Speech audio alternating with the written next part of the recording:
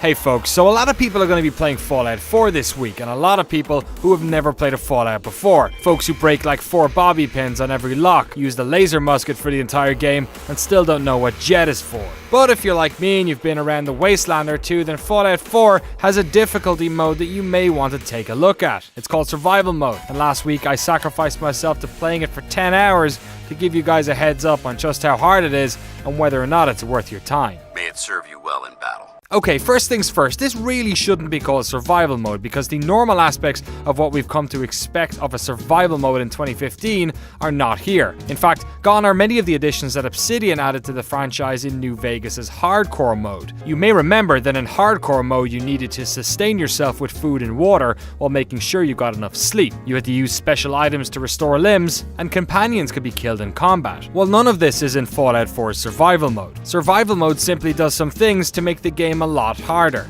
First of all, you're going to take a lot more damage and give out less. This is mostly going to be a problem when you encounter packs of enemies. In Fallout 4, feral ghouls and mole rats frequently attack in packs, and often unexpectedly. Ensuring you have enough AP to VATS when they swarm you is important, but so too are bullets. Fallout players are used to having to scrounge around for ammunition, but even abundant ammo like 10mm rounds can be hard to come by in survival mode. Not just because the game is hard, but because you're not going to be spending as much time getting into potentially lucrative firefights. It takes bullets to get bullets, and while on normal difficulty Fallout 4 presents you with firefights which can often prove worthwhile, engagements in survival mode can be so taxing that you find yourself avoiding them. And this is basically the loop of survival mode, what is essentially an exercise in decision making. You can't afford not to get into battles which may net you better gear and weaponry, but in survival mode you have to pick your battles and make sure you're damn prepared for them. Invest in stim packs, use chems in battle, buff out and psycho for taking hits, and jet for giving it. Try and ensure you have one decent long-range weapon.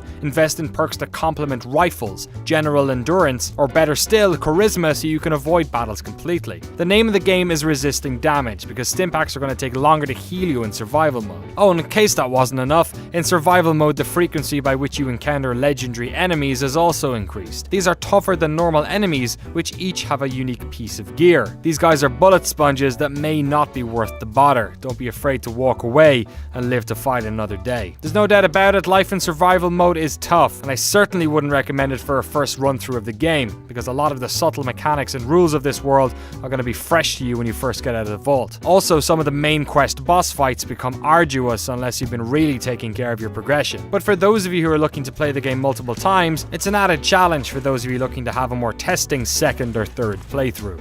For more Fallout 4 tips, make sure you check out GameSpot's Fallout 4 show, and in the meantime, for all your Wastelander needs, stay tuned to GameSpot.com.